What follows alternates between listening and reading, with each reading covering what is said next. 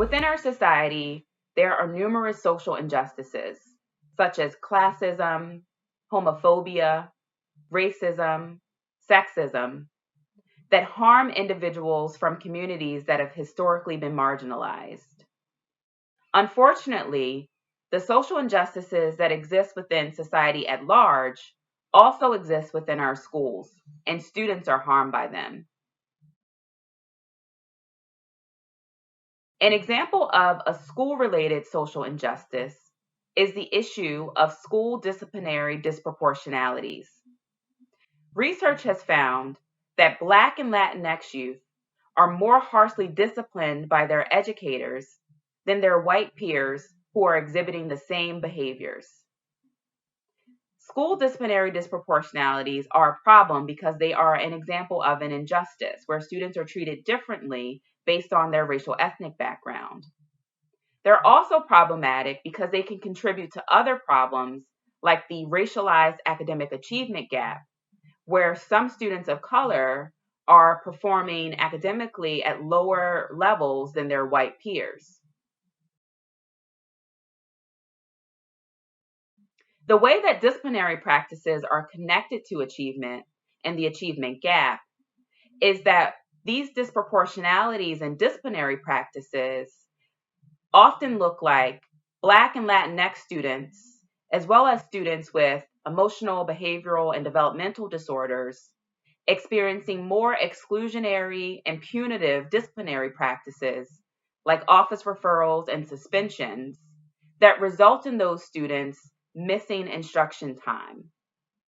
Because there is this difference in the experience of discipline practices and thereby differences in students' ability to be present in the classroom for learning, you can see how this is connected to achievement gaps between groups. It's so important that educators have a level of awareness of social injustice and the ways that they can play out in the school system so that educators can be intentional around being a part of the solutions that promote equity, as opposed to perpetuating the injustices that happen within our school systems. Biases are simply preferences for or prejudices against something or someone or a group. And biases can either be explicit, meaning that we have an awareness of them and we can label them, or implicit, where we have a preference or a prejudice that we are not consciously aware of. It's important that educators understand their biases because their biases impact their perceptions of students, relationships with students, as well as educators' instructional and disciplinary practices in the classroom. Research has found that educator biases can influence the educator's interpretations of a student's behavior, as well as their responses to students' behavior, including disciplinary responses. A student who is communicating their disagreement with an adult, for instance, can on one hand be interpreted as being disrespectful, or on the other hand could be simply interpreted as asserting themselves.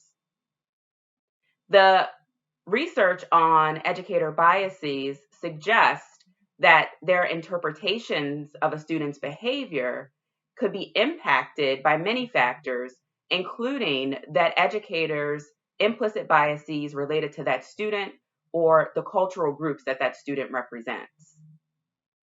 Biased interpretations of students' behaviors in this regard can result in inequities in disciplinary practices. So it's important that educators engage in a level of self-reflection about their beliefs, their prejudices, whether they be explicit or implicit, so that they can avoid contributing to inequities in the education system. One approach to promoting equity within schools is using culturally responsive practices. Cultural responsiveness is an approach to mental health and teaching that focuses on acknowledging and embracing cultural differences and assets. A culturally responsive educator focuses on building students' cultural knowledge in order to promote their academic success and wellness. Within a culturally responsive classroom or school, educators focus on identifying and addressing inequities that are based on students' cultural identities. Culturally responsive teaching practices are important because students become more academically motivated when lessons reflect their cultural heritages and build upon their cultural knowledge bases. There are several strategies that teachers can use in their efforts to promote equity in the classroom and to reflect the spirit of cultural responsiveness and equity.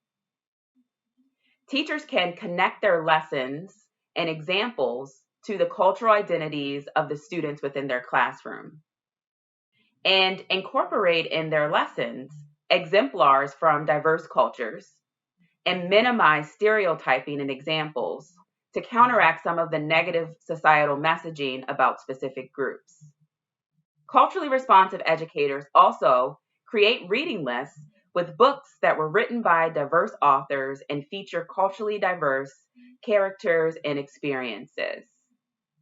Finally, educators can promote equity in the classroom and foster a value within students of equity and cultural responsiveness by engaging students in critical reflection about society and culture and the benefits of multiculturalism, where all cultures and identities are accepted and valued.